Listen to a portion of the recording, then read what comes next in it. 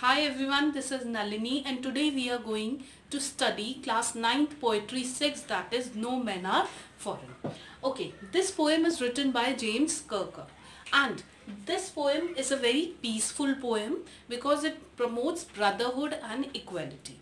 Through this poem, James Kirkup wants to say that we all are same and we all are one. Okay, I will explain you stanza wise. I have written down the first stanza and I will explain you line by line. Okay, no men are foreign. The word comes here is foreign. Foreign means somebody who belongs to another country. Okay, remember no men are strange, no countries foreign. Beneath all uniform, a single body breathes.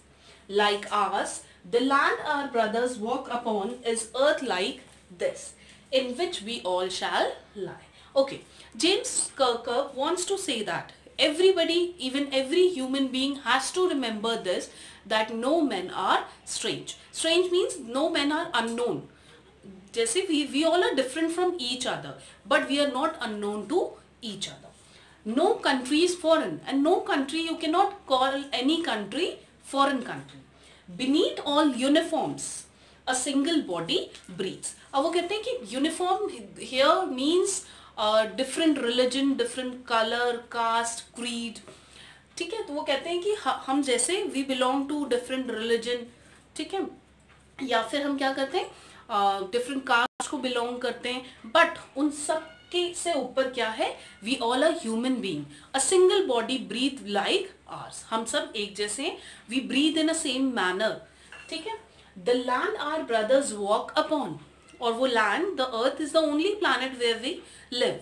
ठीक है, where the life exist. तो वो कहते हैं the land our brothers walk upon, जिस land पे हम walk करते हैं, रहते हैं, चलते हैं, ठीक है, is earth like this. And even वो कहते हैं वो हमारी तरह ही उनका भी लैंड है. May be the country is different but the land is always same, in which we all shall lie. अब वो कहते हैं कि अब क्या है कि हम चलते हैं, रहते हैं जिस लैंड पे, वो भी सेम है, एंड इवन जिसमें हम लोग मरेंगे. ठीक है, we all shall lie means grave के लिए कहा गया.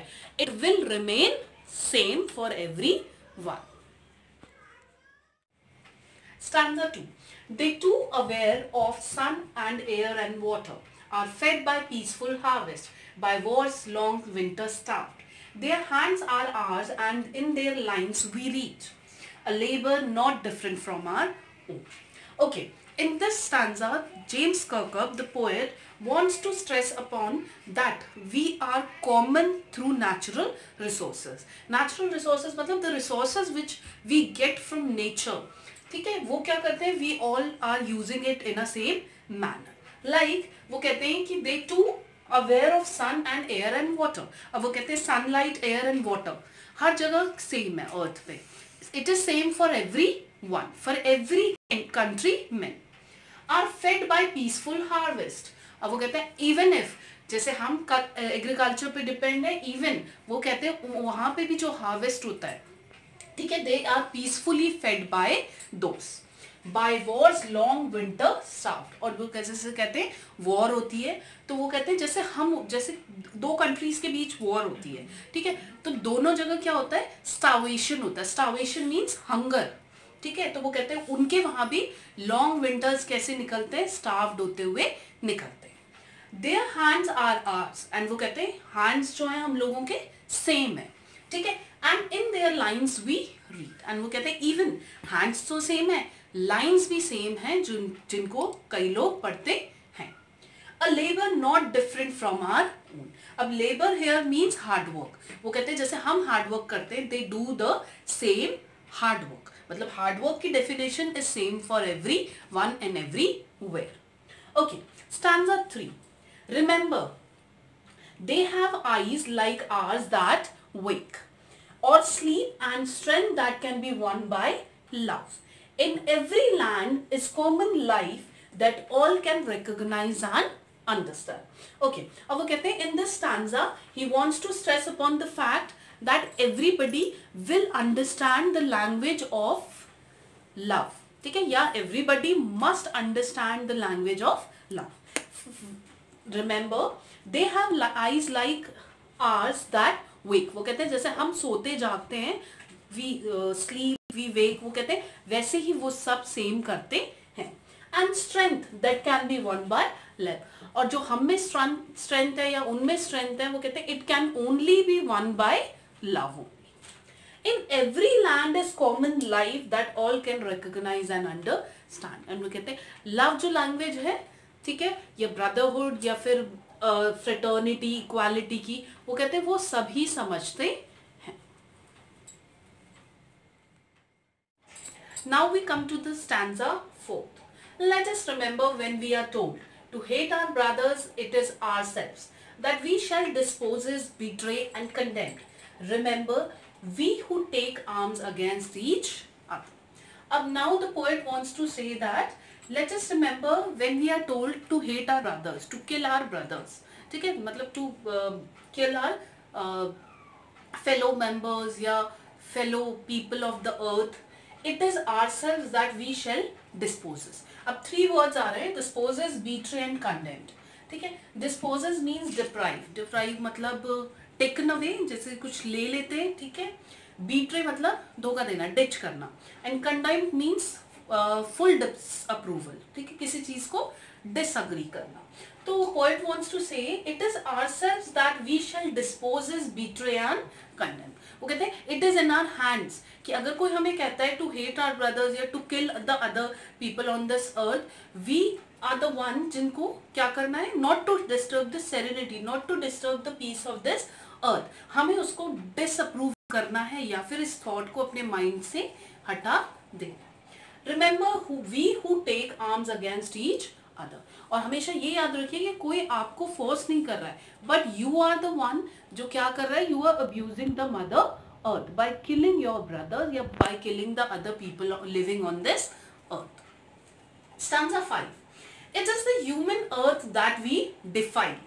Our hells of fires and dust outrage the innocence of air that is everywhere our own. Remember, no men are foreign and no countries foreign. Okay, in stanza 5, the poet wants to say that it is the human earth that we defile. Ab defile means hota hai pollute. We are the human beings, we are the living beings that we are polluting this mother earth, the human earth. Our hells of fire and dust. अब वो कहते हैं हमारे अंदर जितनी नफरत भरी है या एंगर भरा है एक दूसरे के लिए, वो क्या करता है, आउटरीच करता है. आउटरीच मतलब सप्रेस करता है, दबाता है. किसको दबा रहा है, द इनोसेंस. ठीक है, जो थोड़ी बहुत ह्यूमैनिटी या इनोसेंस, मासूमियत लोगों में बची है, वो हमारा एक दूसरे के लिए इनइक्वालिटी की फीलिंग, इनडिफरेंस की फीलिंग होना या एक दूसरे को देखकर एंग्री होना, ठीक है, या एक दूसरे के अगेंस्ट हेट्रेड की फीलिंग की वजह से वो इनोसेंस जो होती है वो दब जाती है. और वो भी कौन सी इनोसेंस, वो कहते हैं of air that is everywhere our own. और वो भी किस में स्प्रेड हो रही है, उस एयर में हो रही है जो कि इस पूरी मदर अर्थ पे सबके लिए सेम है. Remember, no man are foreign and no countries foreign.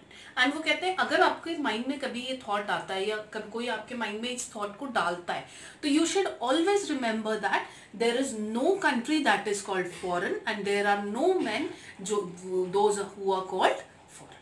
Okay, through this poem, the poet wants to say that कि you should always support and promote the brotherhood. ठीक है, हम सब में इक्वालिटी होनी चाहिए because we are born equal, we will die equal.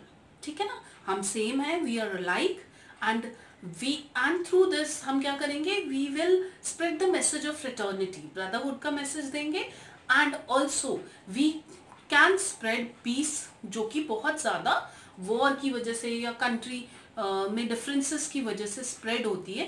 ठीक है, उसको हम प्रमोट कर सकते हैं. ठीक है, किसको, पीस को हम प्रमोट कर सकते हैं.